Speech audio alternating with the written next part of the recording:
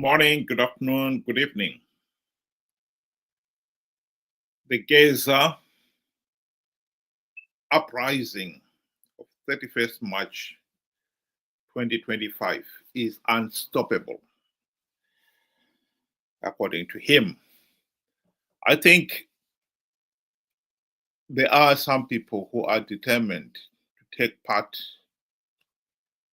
in that uprising. Ben, what do you think?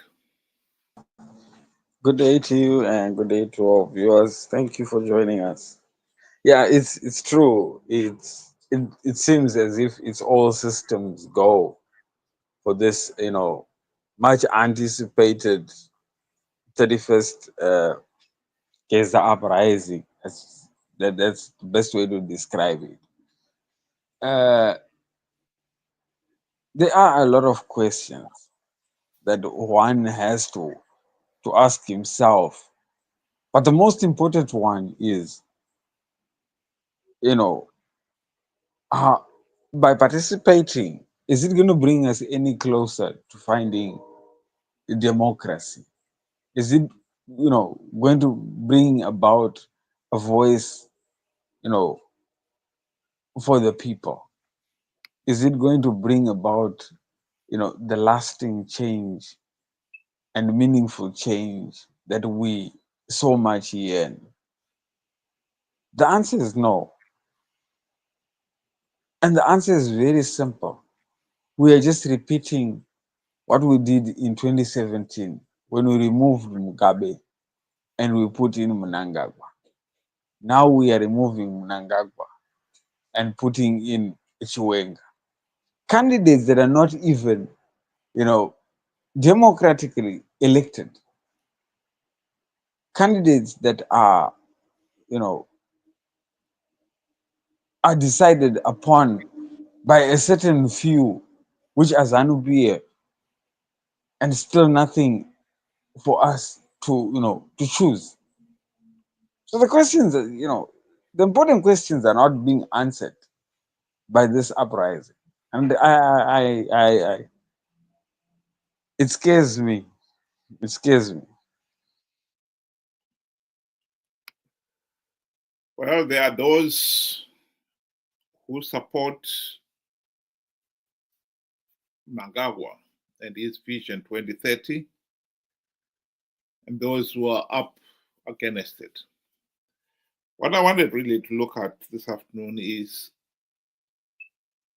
which groups of people will be participating come 31st of March. Because there are some people who are hell bent on participating. There are some people who firmly believe that by participating, they are playing their part in Zimbabwe's fight for democratic change. And I think those are the people I wanted to focus on. What kind of people are they? In my view, I think there is a group that is hell bent on participating because they believe that by participating, they are making their contribution.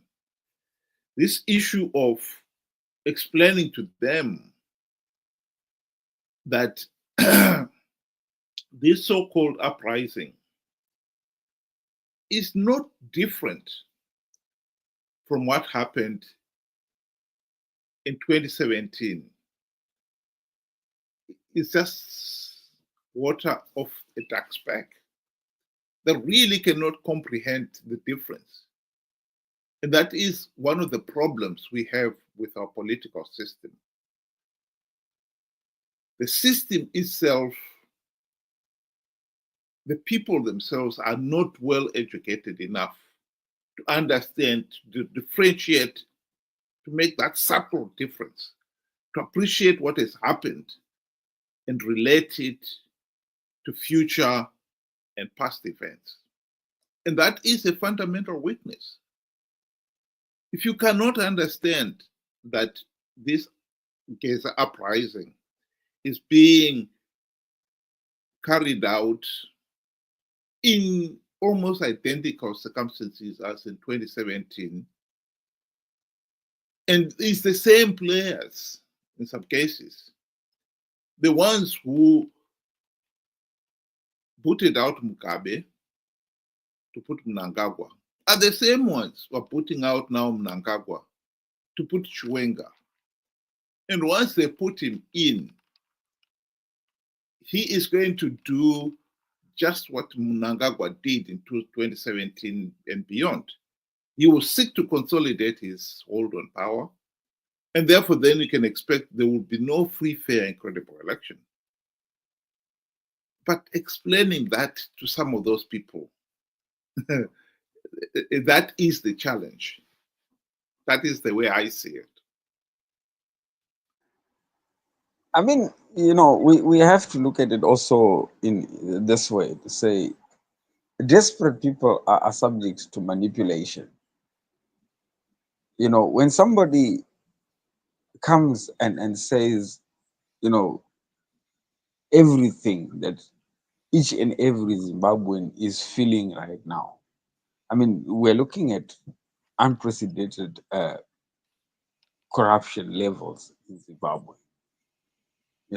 We are looking at high cost of living.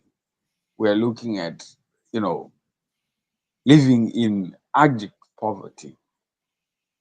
Just to make a square meal a day has become such a challenge.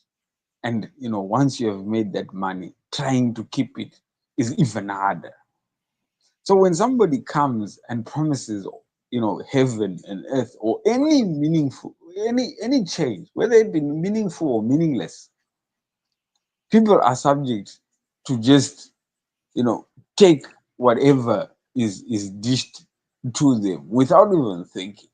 And I think this is where the politician and even, now it is also with the churches as well, they have smelt, you know, this, desperation in the people. And they have realized, we can do whatever we want with such a people. And we are seeing it now. I mean, to anybody that, would want to open their eyes and see and scrutinize what Geza is promising currently, can see that, and it's not me. He said it himself.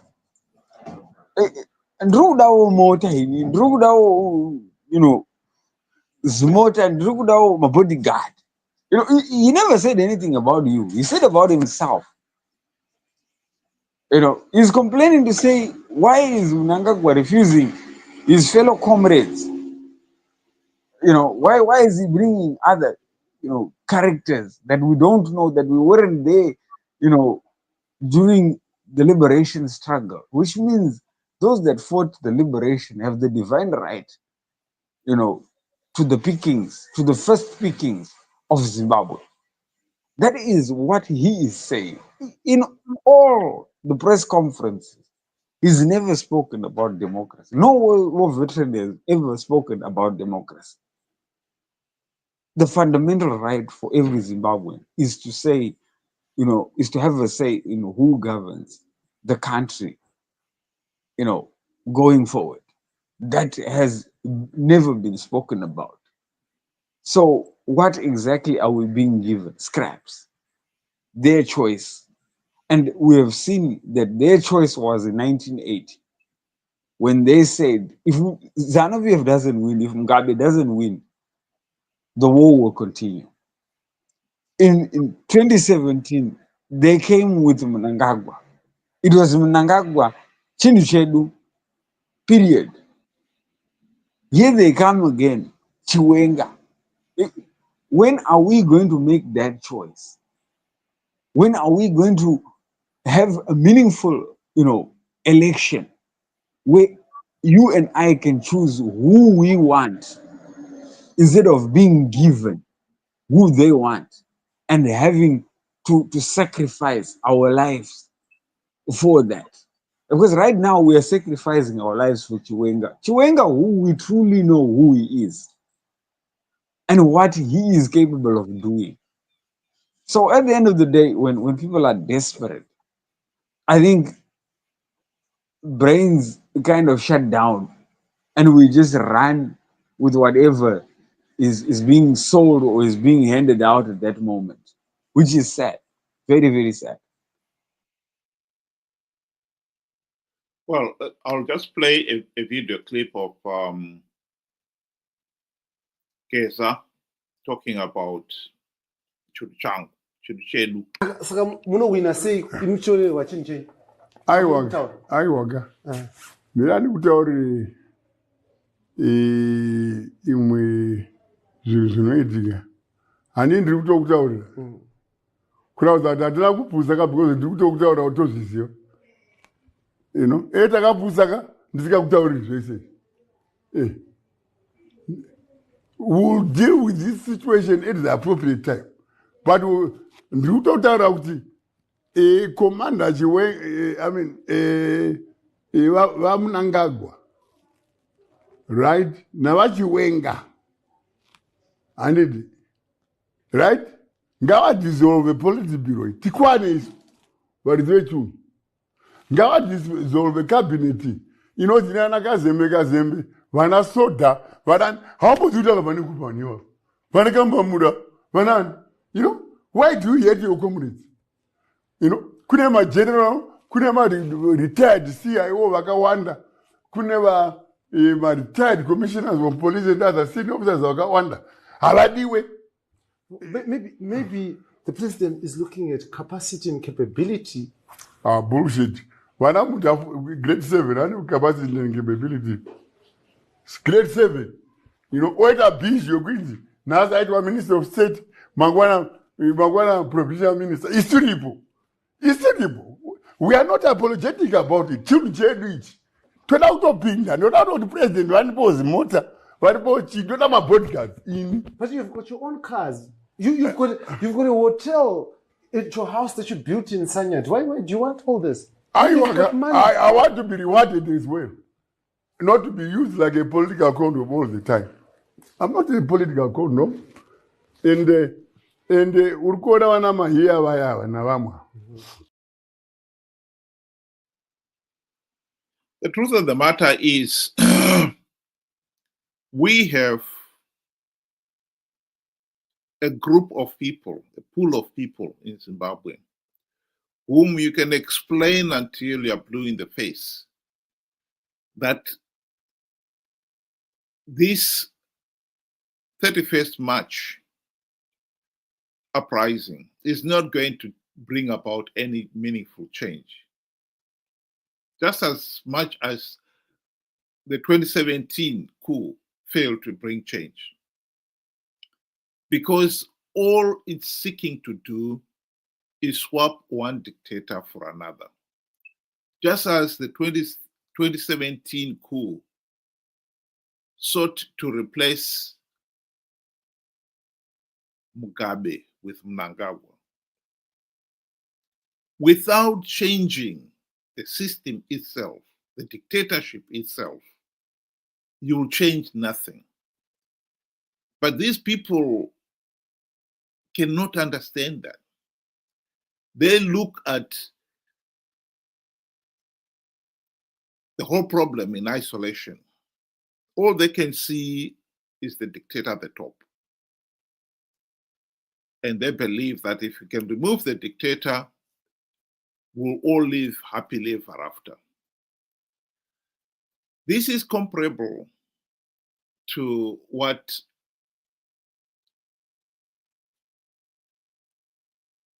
one writer said in Animal Farm, George Orwell. In his book, he describes this character, Boxer the horse. Boxer had a problem learning things. It took him as long to learn the first 5 letters of the alphabet as it took other animals to learn all the 26 letters of the alphabet. And it was realized that after he had mastered the first 5 letters and went on to the next 5. By the time he mastered the next 5, he had forgotten the first. And so he can only deal with the first 5. It took him forever to learn those, thank God, for heaven's sake.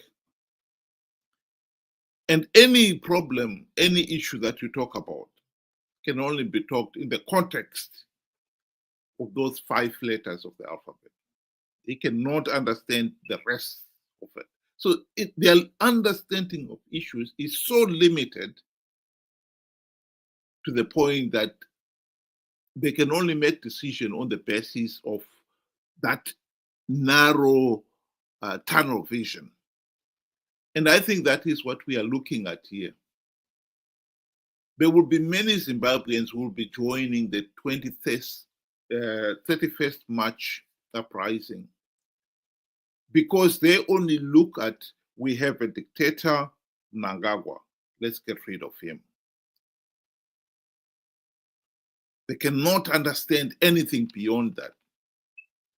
That in this case here, if all you're doing is replace the individual dictator and a few around him, you are just repeating what you did in 2017 when you replaced Mugabe with Mnangagwa.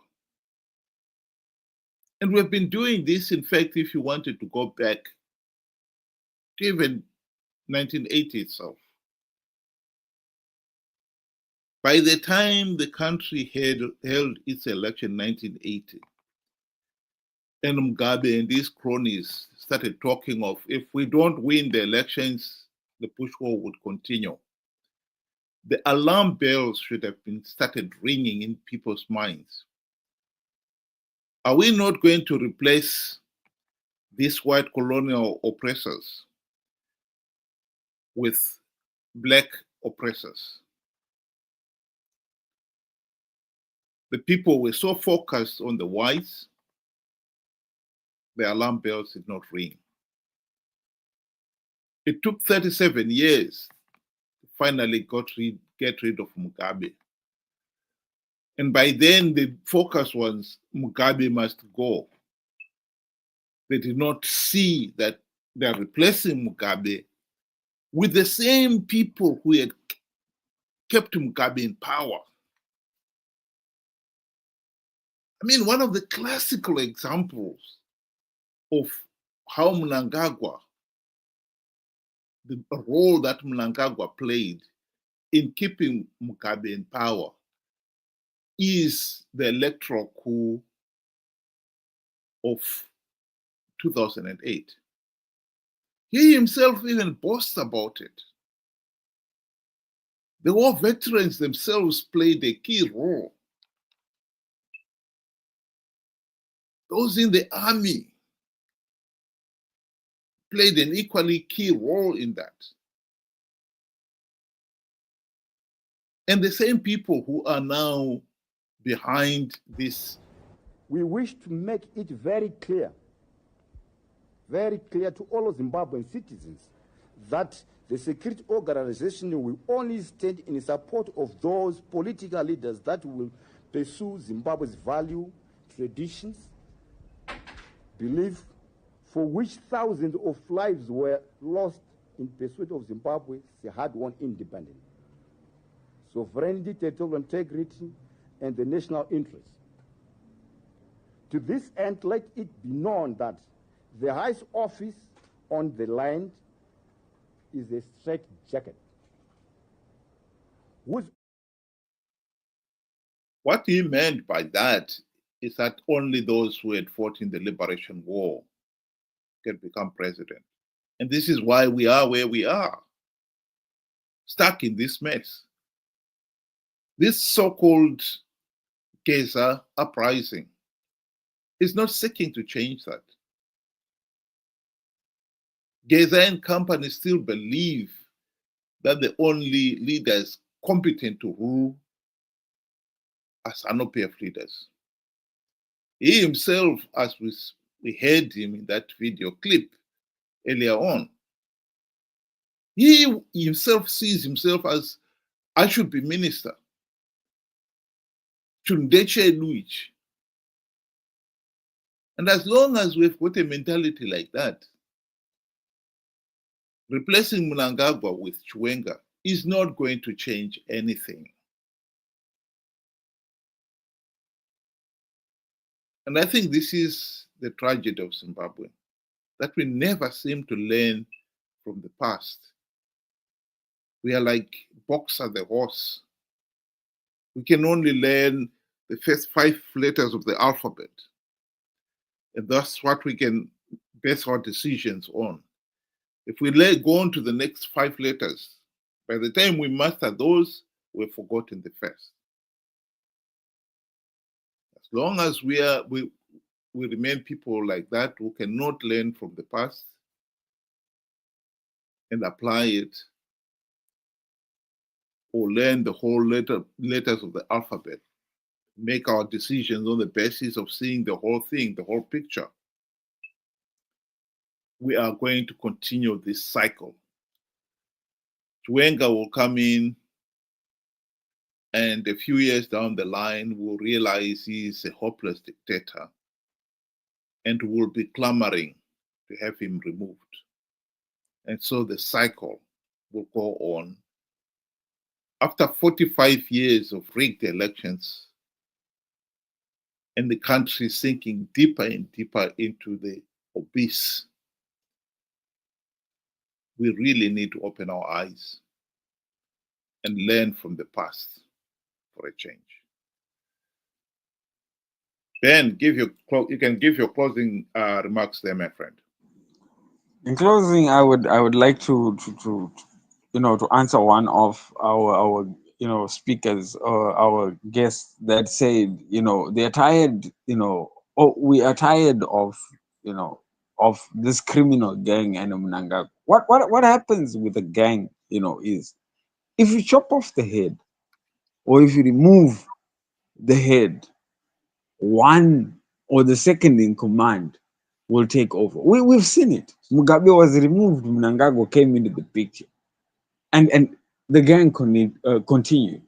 Now we want to remove again the top, and the second in command, who is Chiwenga, is obviously going to be in the picture. The problem is the gang. That word that you have used it shows intelligence. This gang is ZANU-PF, and this gang is criminal, like you say. It's brutal. These are thugs. The only way to get rid of a gang is to get rid of it entirely, the whole gang. So replacing just the leader with another, group member will not change the identity of the gang. No, no, no, no. It will just mean you've just changed, positions, shuffling it. This is what we've been here before.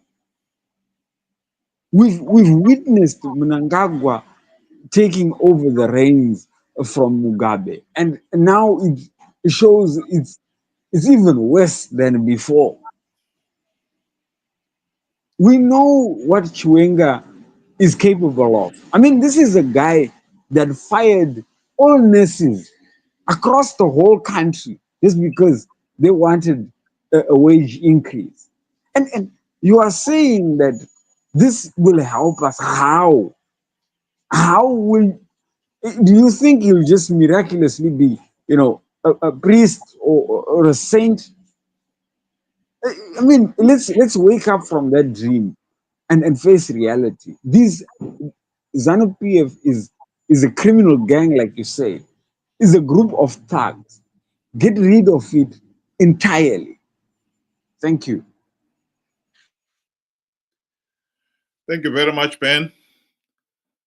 I think the tragedy of Zimbabwe is that we waged the war of independence, and we never seriously thought about what kind of leaders will the armed struggle throw up.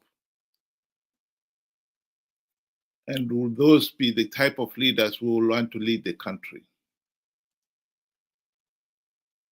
We have had the chance to reflect on the kind of leaders that our armed struggle did throw up. And after 45 years, they're failing to come up with a solution of how are we going to stop these individuals whom the armed struggle threw up, who believe that they have the divine right to rule the country. How are we going to remove them? The only time there's been any change is when they have been fighting each other. And the solution they've offered the nation has always been replacing one tyrant with another.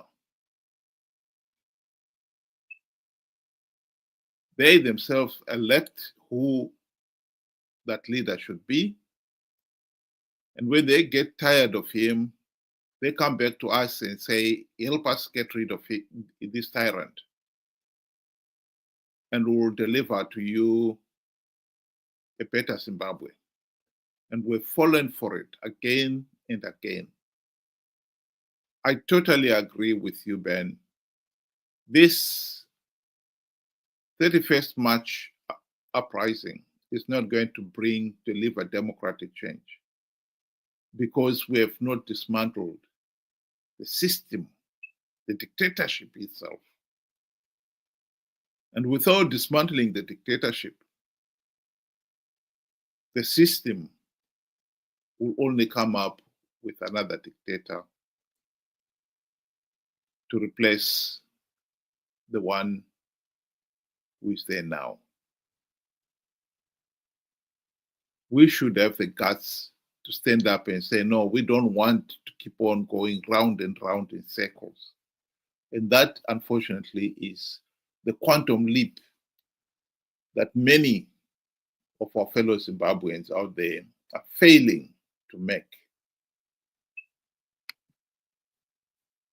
And the nation is paying dearly for that. Because those who will participate on the 31st March must know, because the more of them will come out to support this Geza revolution, the more that faction will feel they have the mandate to carry on. If Chiwenga stays in power, if Mnangagwa is forced to step down and Chiwenga takes over, Chiwenga is not going to have free, fair, and credible elections and risk losing power. Geza is saying very clearly he wants to be minister. And if this Geza revolution was to succeed, he will probably be appointed one of the ministers. And a few months down the line, there will be fresh elections. Do you seriously believe he will accept free, fair, and credible elections and risk losing his ministerial position? Of course not. We're just going round and round in circles here. That is the tragedy. Thank you very much, Ben. And those of you who were able to join us this evening, thank you very much for joining us. We'll meet again tomorrow, same time, 6 p.m. UK time, 8 p.m. Zimbabwean time. Have a good night.